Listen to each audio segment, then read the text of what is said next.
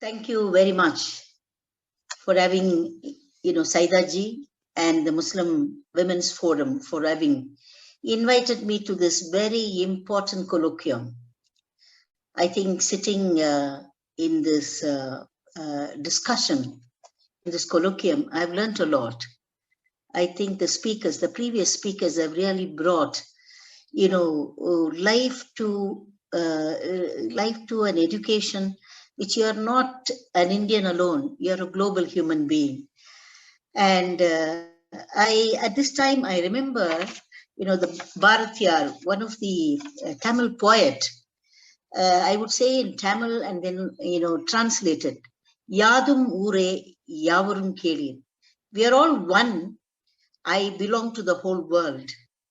It's a translation from Tamil. So I think this session has benefited a lot.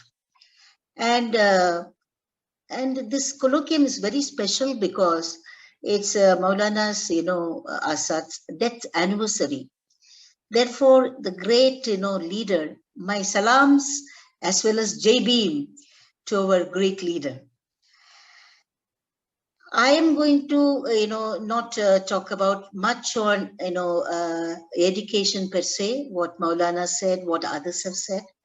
But I feel very strongly education is a level playing field for everyone who was being dispossessed, was being dominated for years on caste conflicts, communal conflicts, and using religion as well as caste. People were being denied of education. So, right to education, and it is a state obligation in order to safeguard the right to education, especially in the context of the ongoing hijab issue in Karnataka. Like I come from Bangalore, all over there are protests are taking place. One after the other, people are bringing a new writ petition to the, to the High Court. It notes very clearly how important education is, and for women from the Muslim community. So at the outset, I would like to center stage the fact that it is the duty of the state to ensure safety and equitable access to education and learning for all. Shantaji very clearly said, 2.5 years, they were sitting at home. They've been facing, a lot of girls and women have been facing abuses at home. And the escalation of violence against women has, increased. Therefore, like how important for the girls to come out from their homes, to go to school. And when you go to the, gates of the school, people are saying, you cannot come to the school with your hijabs. That is the scene. It looks like a drama, The children goes, cover themselves, and to write exam and to enter, and access to education is rejected to them. I feel that it is state responsibility to safeguard the constitutional rights of religious freedom and non-discrimination. Enforcing religious homogeneity in classrooms or in public spaces is a violation of the Constitution of India. I think there are constitutional, judges and, educationists are there. If there are mistakes, please correct me. But I think that, religious homogeneity in classroom or in public space is a violation of the Constitution of India. As you all might be aware, over the last few weeks, pre-university colleges in Udupi, Mandya, and other few districts in Karnataka have refused entry.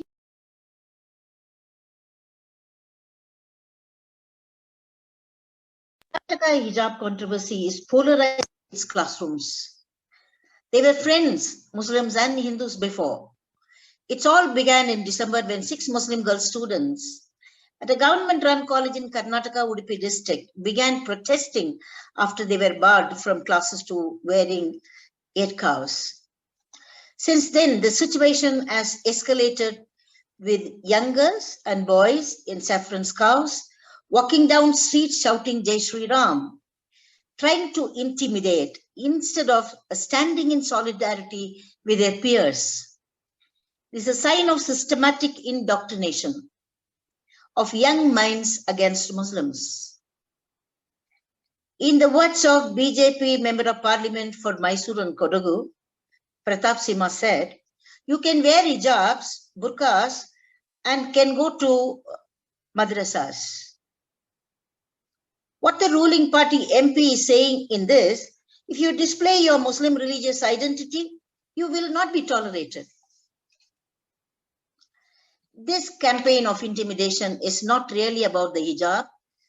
It is a campaign aimed at showing Muslims their place. When there is a violence against Dalit, when there is an atrocities are going on, the dominating caste saying that is your space, sit down there, don't talk, don't rise, we will shut your mouth. Similarly, I see that, the campaign that, to show Muslims, that is your place, just stay there at home. Or if you want, go to madrasas. The Karnataka High Court placed an interim stay on all religious clothing in classrooms. The court has effectively suspended the fundamental rights of Muslim women, ensuring that until the case is resolved, the girls must choose to remain at home or step into classrooms without their hijabs. Right-wing supporters argue that the hijab violates uniform and consequently uniformity. The Karnataka government order says that students cannot wear clothes that violate public law, order and integrity. Can a tilak or bindi, Sikh turbans or hijab violate public order? As one of the girls from Kundapura asked, does my hijab make any noise? More fundamentally, on the grounds of Article 14, 21 and 25, and the promise of right to education enshrined in the Constitution, denying access to Muslim girls merely because they wear a headscarf is unconstitutional and illegal.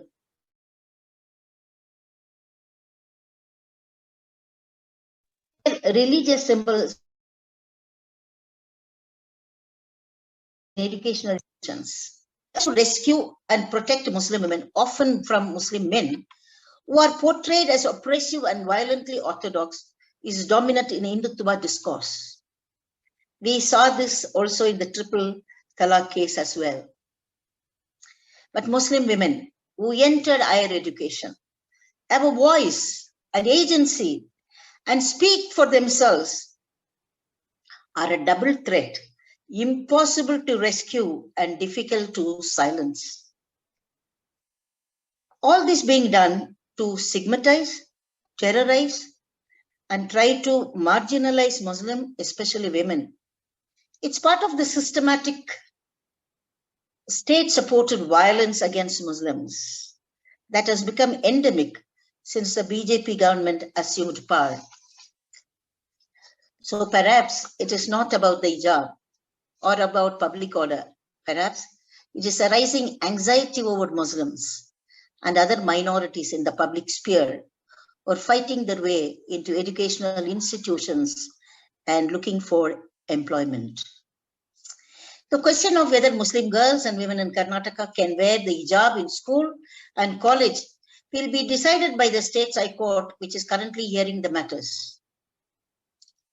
In all this chaos, we as women's rights activists are most afraid that the Muslim girls will stop pursuing their studies. We need to protect their right to education and access to all educational institutions, including secular institutions. Not only government-run minority institution and madrasas. Therefore, we at Women's Voice, I belong to the group in Bangalore called Women's Voice, and Women's Rights Organization, based in Bangalore, specifically working on the rights of the marginalized women, including women from Dalit communities, Muslim women, migrant women, women living in slums, women from other marginalized backgrounds, We have filed a writ petition yesterday seeking that orders passed by the state government and the colleges prohibiting women from wearing the hijab to college amounts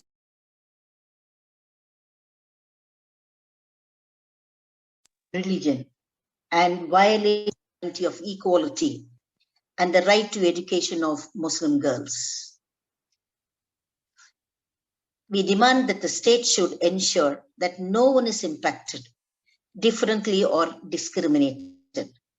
Equality of results as part of the substantive equality. Recognize that there is a positive obligation on the state to promote equality rather than obstructing by accommodating differences. Several women's organizations have written already to the Chief Minister of Karnataka to look into the matter very, very seriously. The interim report of the Karnataka High Court amount to the violation of Article 14 of the Constitution that guarantees equality because the orders impact Muslim women unequally than others and discriminate against them. As soon as the issue came up, like there were a lot of messages are coming. So I called Saidaji and said, Saidaji, I am not a scholar in Islam or a cleric. Whether wearing hijab is good or not good, I don't know the theology of it. But I know only one thing as a woman. For me, education has done a lot. I am being a Dalit woman. So therefore, it is education which uplifts women. Therefore, those institutions must not be closed at all for anyone, and to women especially.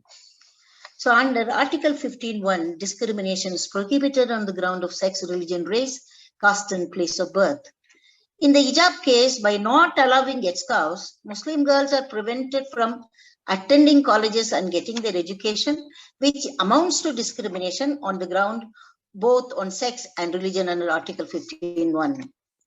Most importantly, that prohibition on women wearing hijabs from entering colleges violates the right to education, which has been recognized to be part of Article 21 of the Constitution.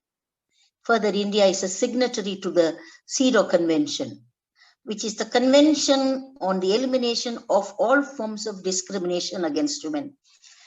I have been, and several of us, feminists and women activists all over the country, educationists, all are working on the CEDAW Convention and reporting to the CEDAW Committee. So therefore, I'm familiar with what is discrimination, equality, quite well.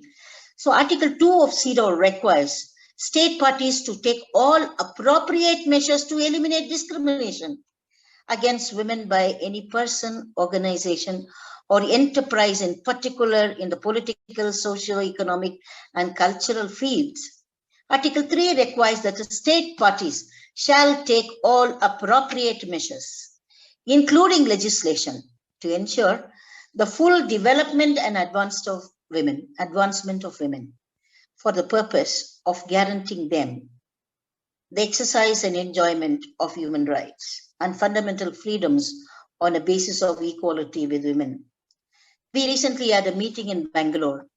In that meeting, I've invited many men and women from various organizations that I work with. I said, let us discuss about this issue.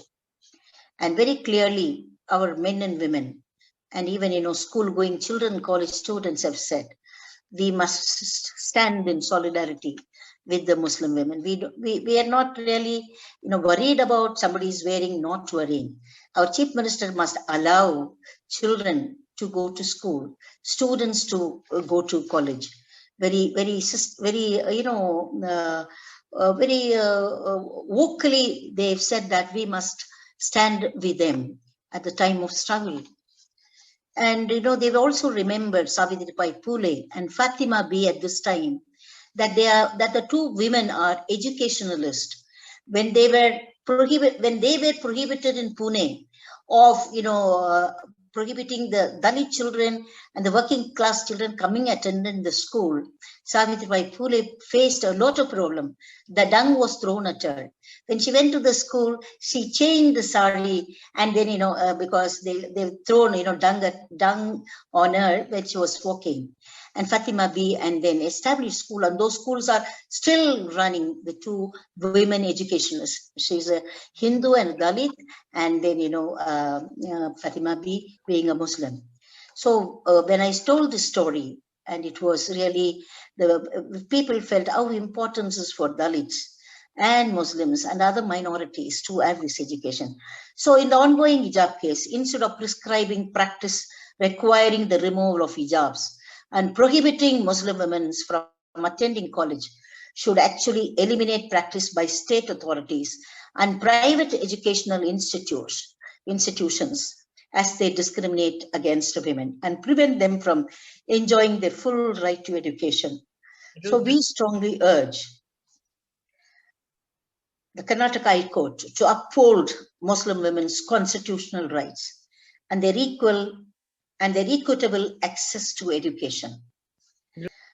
And this is going to be spread everywhere. And I think not only Karnataka High Court or Supreme Court, but our country must uphold.